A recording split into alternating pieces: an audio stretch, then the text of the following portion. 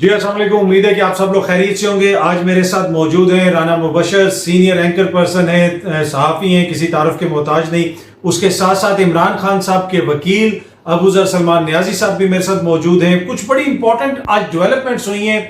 दोनों हजरात आए हुए थे, हम लोग इकट्ठे थे, तो मैंने सोचा कि कुछ इनसे इंफॉर्मेशन ली जाए और आप लोगों के साथ शेयर की जाए। राना साहब की इजाजत से मैं जरा अबू ज़र के पास पहले आऊंगा। अबू ज़र, आज आपने हसन नियाजी साहब की जो गिरफ्तारी हुई है उसमें आप हाई कोर्ट के अंदर भी पेश हुए।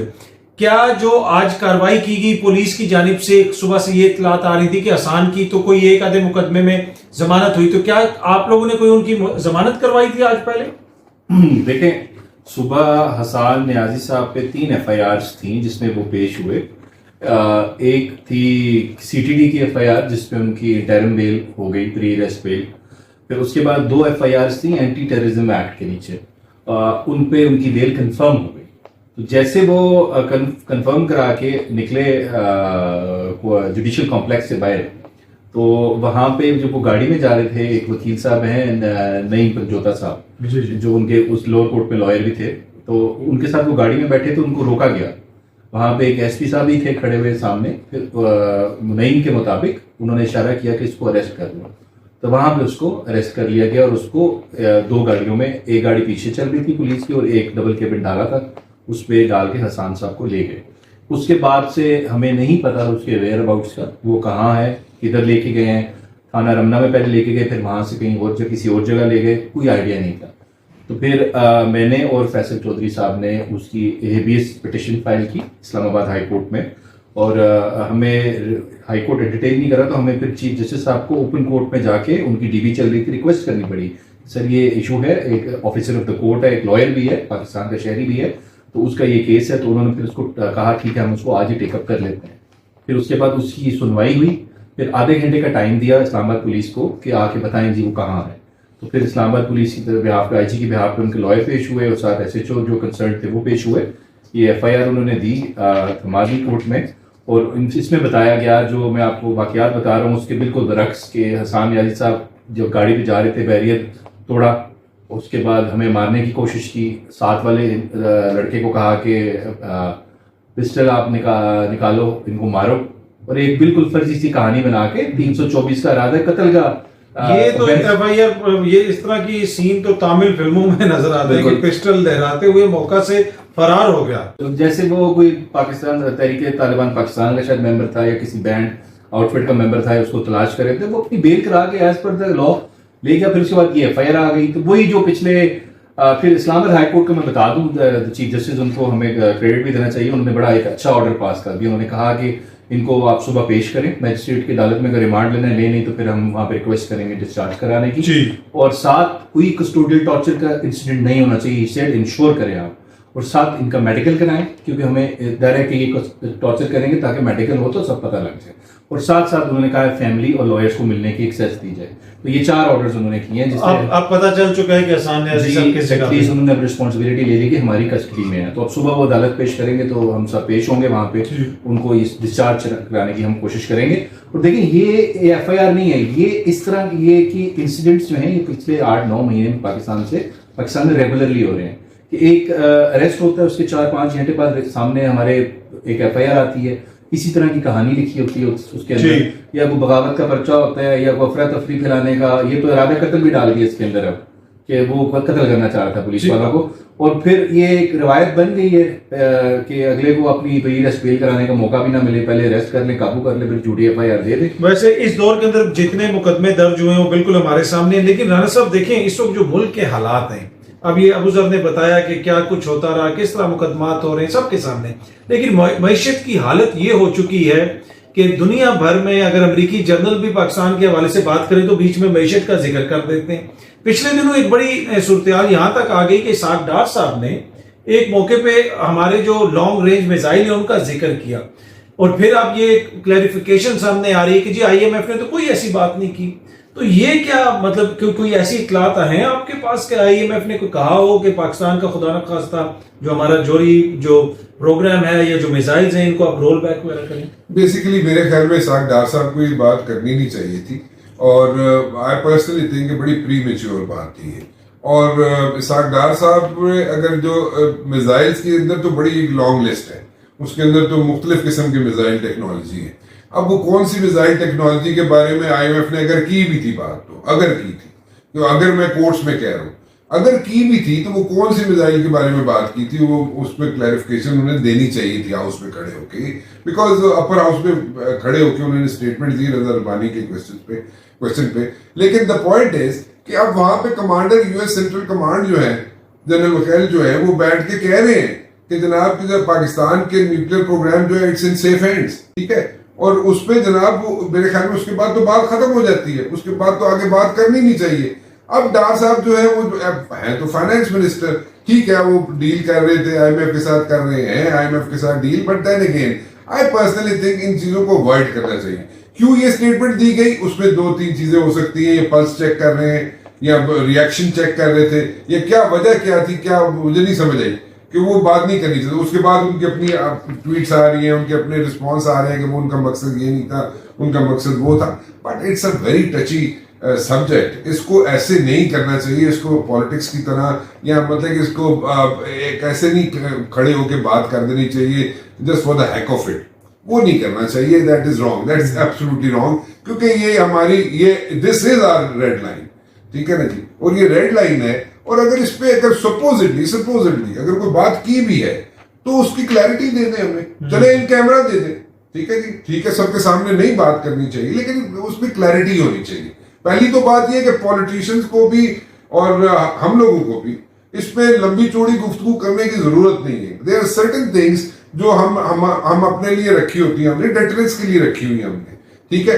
हाँ, उसमें ये जरूर है कि जो कंसर्न्स हैं वो इंडिया के ज्यादा हैं, ठीक है। अगर इंडिया के कंसर्न्स हैं तो वो किस वजह से, वो हमें भी पता है, इंडिया को भी पता है, सारी दुनिया को पता है। बट देन अगेन हम अपनी प्रोटेक्शन के लिए अगर कोई चीज कर रहे हैं और हम डेटरेंस के लिए कोई चीज बना के रख रहे हैं, तो ये नहीं होना चाहिए कि आप उसको बैठ के जनाब पूरा मीडिया के सामने डिस्कस करें, या मीडिया उसको डिस्कस करे, या पॉलिटिशियंस उसको डिस्कस करे, क्योंकि उसकी नो हाउ जो है वो हर एक के पास नहीं है।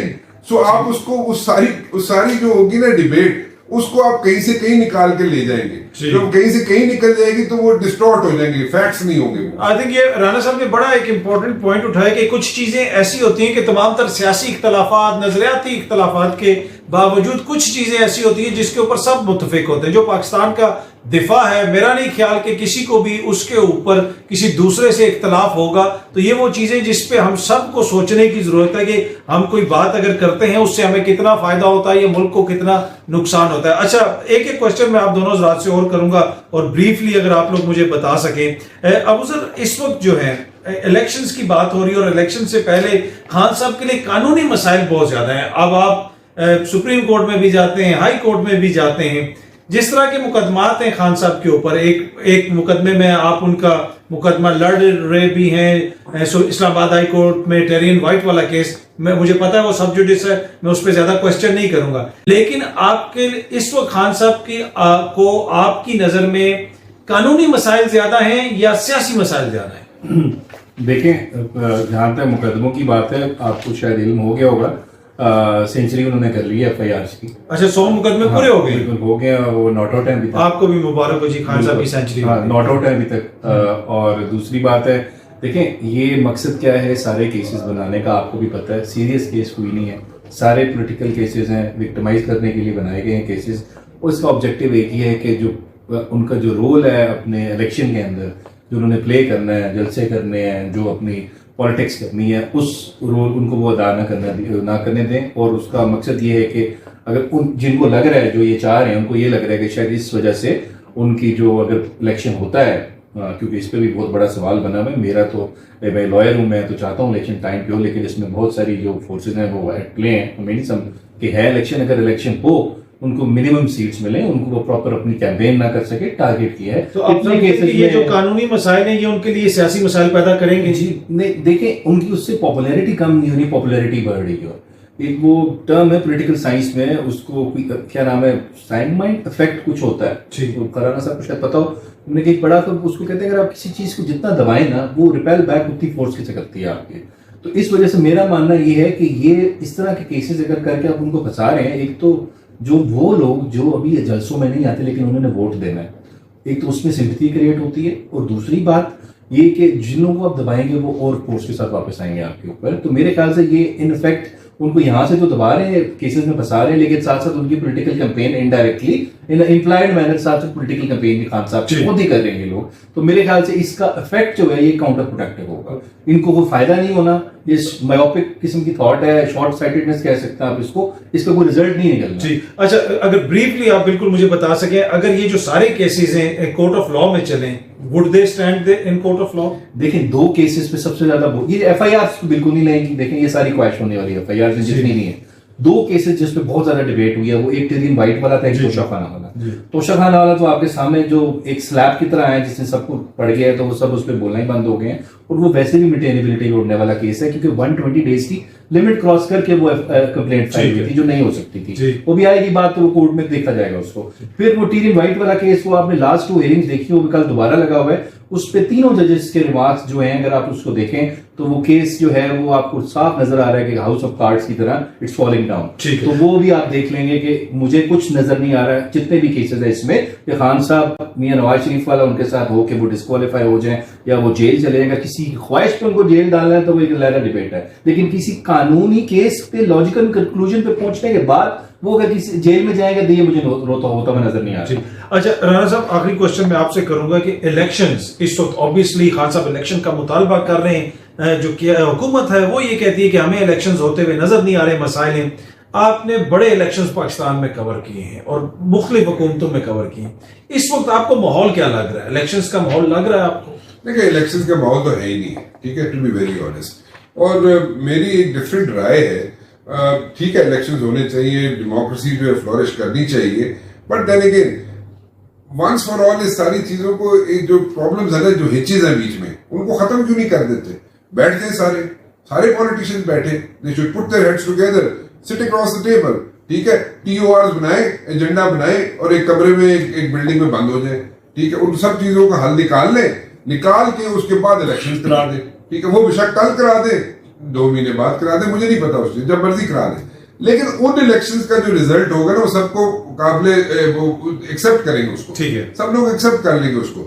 इस तरह अगर आप इलेक्शन कराएंगे, कोई कहेगा जी मर्दमशुमारी ठीक नहीं हुई, कोई कहेगा जनाब हल्का बंदियां ठीक नहीं हुई, तो इधर इफ्स एंड बट्स आ जाएंगे, फिर बैक टू स्क्वायर वन वाली सिचुएशन आ जाएगी। सो कल बैठ जाए, बजाय इसके कि इंतजार करेंगे कोई डंडा सोटा लेके बिठाए इन्हें, खुद क्यों नहीं बैठ जाते? अच्छा, वैसे वो डंडा सोटे वाले भी इनको बैठा सकते हैं या वो उनका खर्चा है डंडा सोटे का? 126 दिन का धरना दिया खान साहब ने, तो सुबह फजर की नमाज के बाद पिंडी से ही आए थे ना, राइट शरीफ साहब के पास से ही आए थे ना, ठीक है ना, तो वो हमेशा इसी तरफ ही देखते रहते हैं लोग। उस तरफ अगर देखना ही है, फिर आप क्रिटिसाइज भी करते हैं उनको कि जनाब उनको नहीं होना चाहिए बीच में, लेकिन गए भी तो थे ना, ठीक है ना जी, तारुल कादरी साहब भी गए थे साथ। सो वो उनको चीजों को छोड़े, जो हो गया आगे चले।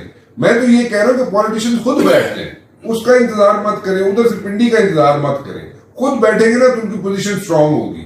जब पोजीशन स्ट्रांग होगी ना तो फिर उसमें जनाब रिजल्ट भी स्ट्रांग होंगे, डेमोक्रेसी फ्लरिश करेगी। अच्छा, ब्रीफली अगर आप बता सकें, आपको बैठते हुए नजर आ रहे हैं ना सर? अभी तक तो नहीं नजर आ रहा कि ये इनका mood they have locked their horns, ठीक है, अभी तो वो सीख घुसा के बैठे हुए। क्या इनको इस तरह के कोई पैगाम भेजे गए कि यार खुदारा अपने मसाइल खुद हल करो? मेरे ख्याल में अभी तक तो किसी ने नहीं भेजे, लेकिन आपस में जो अभी आवाजें आ रही हैं, इनको जो थोड़ी बहुत बीच में आवाज आती है PDM की तरफ से, वो इसीलिए आती है कि अगर नहीं बैठेंगे, मसाइल का हल नहीं निकालेंगे खुद बैठ के, तो फिर किसी से गिला नहीं कर सकते। जी, आपने राणा साहब का पॉइंट ऑफ व्यू भी सुना, अबू जर की बातें भी सुनी। अब ये आप खुद अंदाजा लगा लें कि इस वक्त हम किस तरफ जा रहे हैं, मुल्क की मईशत की क्या हालत है, बाकी पॉलिटिकल इस वक्त जो हमारे मुल्क के अंदर फिजा बनी हुई है वो किस तरफ जा रही है। मजीद तफसीलात के साथ आपके साथ बहुत जल्दी दोबारा मुलाकात होगी। अपना ख्याल रखिएगा। बहुत बहुत शुक्रिया। Thank you.